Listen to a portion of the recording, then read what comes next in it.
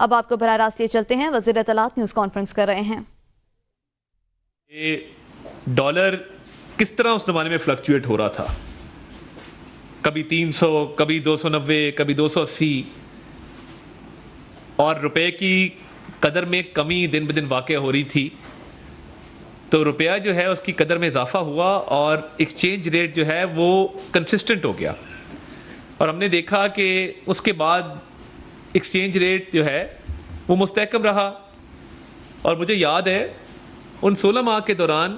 ہمارے جو ایکسپورٹرز ہیں ان کو بڑی مشکلات تھیں کہ جب آپ کوئی بھی آرڈر بھجواتے ہیں ملک سے باہر تو وہاں پہ وہ ڈالر کے ریٹ کے مطابق آپ بھیجتے ہیں۔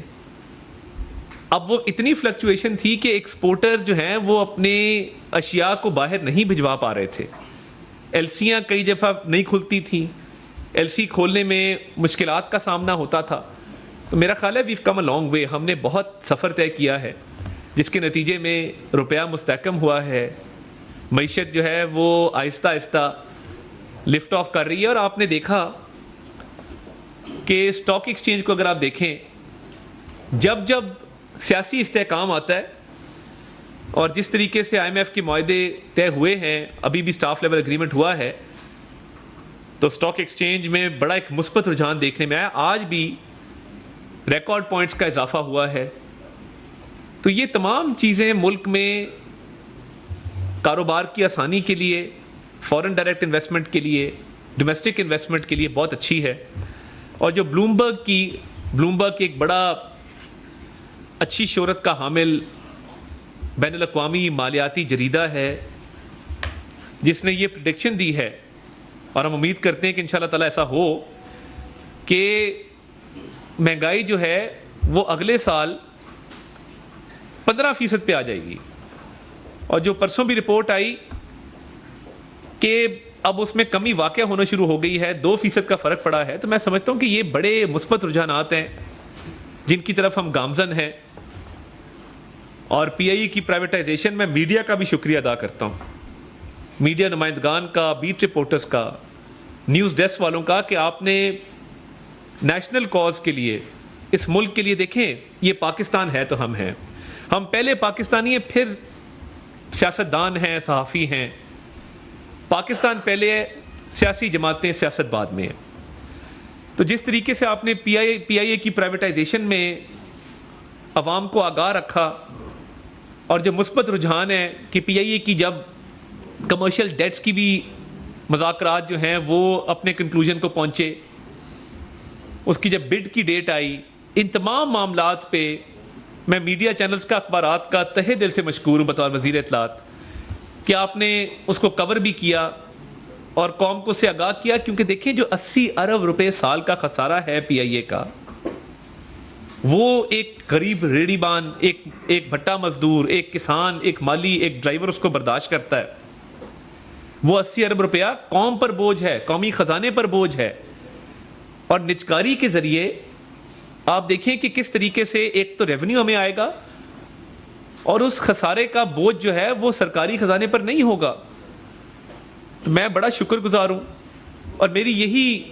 استدعا رہی ہے کہ ہم نیشنل ایشوز پہ سیاست کریں، ہم معیشت کے استحکام کے لیے سیاسی استحکام کی طرف جائیں، اور اس میں سب نے اپنا کردار ادا کیا ہے۔ تو آج معیشت کے حوالے سے بھی بات ہوئی، اور امید کی گئی کہ آئی ایم ایف کی جو بورڈ کی منظوری کے بعد جو پہلی ٹرانچ آنی ہے، انشاءاللہ تعالیٰ امید ہے کہ وہ اس ماہ پہ مکمل ہو جائے گی۔ تو میں یہ سمجھتا ہوں کہ یہ تمام جو مثبت اشاریے ہیں اور جو مثبت رجحانات ہیں، انہی کو آگے لے کر چلیں گے تو جس طرح بلومبرگ نے کہا کہ گروتھ میں بھی اضافہ ہوگا، جو شرح نمو ہے اس میں اضافہ ہوگا، تو تمام تر فوکس اکانومی کے اوپر ہے۔ اور وزیر اعظم کی ذاتی کاوش سے اب ایف بی آر کی ڈیجیٹلائزیشن ہونے جا رہی ہے، جہاں پہ کئی 100 ارب روپے کا سالانہ نقصان ہوتا ہے۔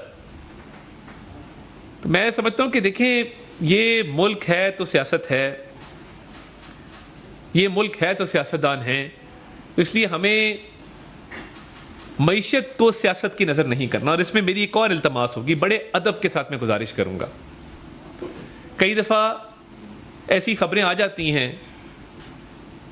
جن سے معیشت پر منفی اثر پڑتا ہے، تو اس کے لیے ہم حاضر ہیں. آپ نے ویریفائی کرنا ہے، آپ نے اس کو کنفرم کرنا ہے. ہماری منسٹری کے دروازے کھلے ہیں، ہم آپ کے سامنے حاضر ہیں، ہمارے سے کنفرم کر لیں. کئی دفعہ ایسی خبریں آ جاتی ہیں، اور اب بھی دیکھیں وزیر اعظم نے چینی سرمایہ کاری کو، پاک چین دوستی کو بڑی اہمیت دی، اور وہ خود گئے داسو جا کے انہوں نے چینی انجینئر سے ملاقات کی، اور چینی انجینئرز کے ساتھ انہوں نے ملاقات کے اندر سیکیورٹی کے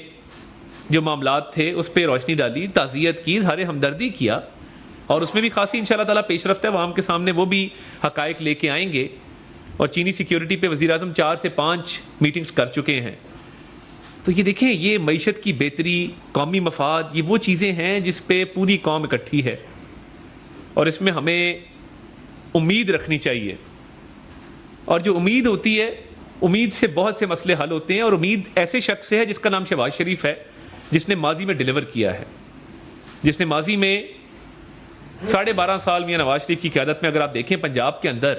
تو پنجاب کا نقشہ بدلا. اس کے بعد اب مریم نواز شریف صاحبہ بہت اچھا کام پنجاب کے اندر کر رہی ہیں. تو دیکھیں، یہ امید اور جو ڈیلیوری ہے یہ ساتھ ساتھ ہے. اور میں سمجھتا ہوں کہ آج کابینہ کو تفصیلی بریفنگ اس حوالے سے بھی دی گئی، اور باقی معاملات بھی زیر غور آئے، اور اس پہ بڑی سنجیدگی سے غور ہوا. اور ہم نے اب آگے جو چیلنجز ہیں ان سے نمٹنے کے لیے مزید حکمت عملی بھی بنانی ہے، اور سیاسی جماعتیں اس پر انشاءاللہ تعالیٰ اکٹھی ہوں گی. پارلیمنٹ کے فورم پہ بھی آج ایک گرینڈ الائنس کا بھی ایک اعلان کیا گیا ہے. تو اس گرینڈ الائنس میں باقی کون سی جماعتیں شامل ہیں وہ نام نہیں بتایا گیا. ایک جماعت نے اس کا اعلان کیا کوئی احتجاجی لاہ عمل کے حوالے سے، مگر اس میں اور کون سی سیاسی جماعت شامل ہے اس گرینڈ الائنس میں؟ گرینڈ کا مطلب ہوتا ہے ایک بڑے اسکیل کے اوپر، ایک بہت اعلیٰ سطح کے اوپر. تو گرینڈ الائنس میں کوئی 1-2 جماعتوں کا نام اگر بتا دیتے تو اچھا ہوتا. اور میں سمجھتا ہوں آج خوش آئند ہے کہ ڈاکٹر عاصم صاحب جو فزیشین ہیں، بشرا بی بی کے، انہوں نے آج ان کی صحت کو تسلی بخش قرار دیا ہے. اور جو ایک افواہ سی چل رہی تھی وہ دم توڑ گئی ہے، اور انہوں نے اس حوالے سے ٹی وی پہ انٹرویو بھی دیا اور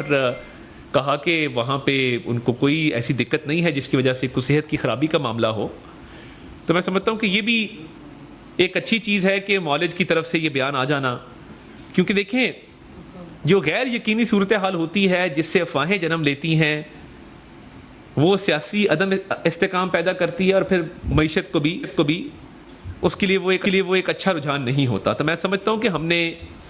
معیشت کے حوالے سے اپنی ٹون سیٹ کی ہے، اور اس کے ساتھ ساتھ اس ملک کے یوتھ کو امپاور کرنے کے لیے بہت جلد ایک لاہ عمل کا اعلان کیا جائے گا. آج میرے ساتھ کوآرڈینیٹر ہماری جو موجود ہیں کلائمیٹ چینج کے اوپر، امینا صاحبہ، آج رانا مشہود صاحب جو chairman P M youth programme, انہوں نے بھی آج ایک پریس کانفرنس کی. تو یہ ساری چیزیں ہیں جن کو ساتھ لے کے چلنا ہے. کلائمیٹ چینج ہے، یوتھ ہے، اور یوتھ کو انگیج کرنا ہے، کیونکہ ہمیشہ ہماری یوتھ کے حوالے سے اچھی پالیسی رہی ہے کہ لیپ ٹاپ سے لے کے، پیف اسکالرشپ سے لے کے، دانش اسکول سے لے کے، یونیورسٹیوں کی اپ گریڈیشن سے لے کے ہمیشہ ایک اچھا کردار ادا کیا گیا ہے یوتھ امپاورمنٹ کے لیے. اور پی ایم نے پچھلے دنوں جو ملاقاتوں کا سلسلہ شروع کیا،